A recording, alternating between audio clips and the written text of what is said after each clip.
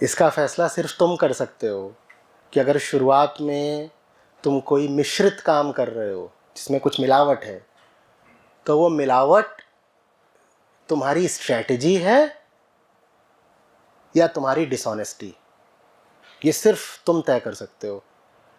अगर तर्क देने पे उतरोगे तो तर्क दे करके तुम मुझको या किसी और को बिल्कुल समझा सकते हो कि तुम जो मिलावट कर रहे हो वो तुम्हारी बेईमानी नहीं है, तुम्हारी रणनीति है, पर सिर्फ तुम्हारा दिल जानेगा कि तुमने क्या खेला है। ठीक है, तो तुम्हें ही तय करना है। एंड में मुझे पता चली जाएगा। शुरू से पता होता है, एंड में क्या पता चलेगा? एंड में पता नहीं चलता, एंड में कर्मफल पड़ता है, डंडा। शुरू से ही पता होता है कि तुम कहीं अपने आप को ही धोखा तो नहीं दे रहे, शुरू से ही पता होता है। Thank you. एक लक्षण होता है जिससे पकड़ सकते हो। अगर मिलावट सिर्फ तुम एक विधि के तौर पर कर रहे हो तो प्रतिपल उस मिलावट से तुमको एक कोफ्त रहेगी, तुम उसका सुख नहीं भोग पाओगे। तुम लगातार अपने आप को बताते रहोगे कि ये जो मिलावट मैंने करी है इसको जल्दी से जल्दी खत्म करना है, क्योंकि ये मिलावट मुझे बहुत दुख, पीड़ा, लज्जा दे रही है। 3 साल मैंने कॉरपोरेट में काम करा था, तो मैं जानता हूँ कि जब आप कोई ऐसा काम कर रहे होते हो जिसमें आपका मन नहीं है, तो आपके मन की क्या दशा होती है और होनी चाहिए। मुझे लगातार घड़ी दिखाई देती रहती थी। मैं कॉरपोरेट सैलरी से मज़े नहीं मार पाता था।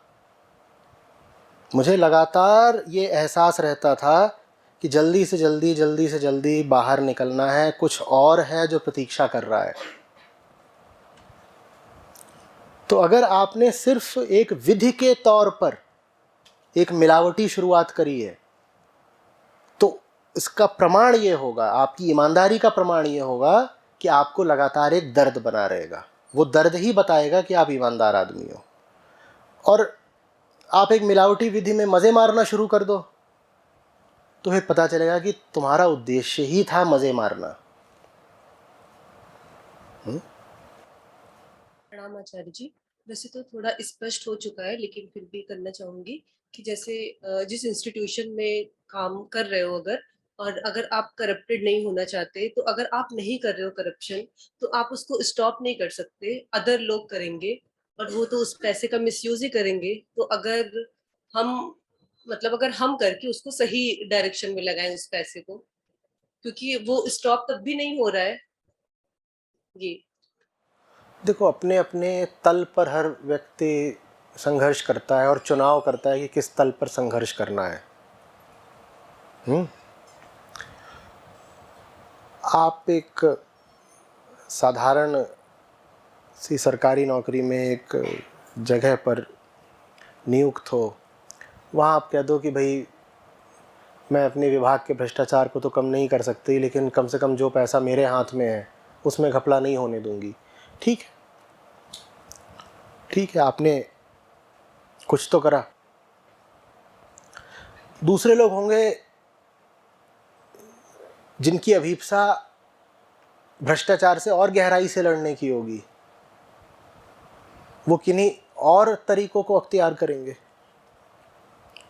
कोई और होगा जो कहेगा नहीं, मुझे भ्रष्टाचार को एकदम ही मूल से उखाड़ना है, वो फिर और कोई तरीका लेगा। तो ये चयन आपको करना पड़ता है कि आप किस तल पर गंदगी से बचना चाहते हो। और अगर आप ये कहो कि मैं एक अपने ही बहुत छोटे से ही तल पर गंदगी से बचना चाहता हूं, तो वो चीज अपने आप में गंदगी है। आप समझ रहे हो? वो फिर ऐसी सी बात है कि क्या उदाहरण दूं, कि रहना तो मुझे कसाईयों के साथ ही है, पर मेरे घर में प्याज नहीं आती। ठीक है, कुछ अंतर पड़ जाएगा, हो सकता है आप नहीं खाएं तो एक आध मुर्गे, एक आध बकरे की जान बच जाए,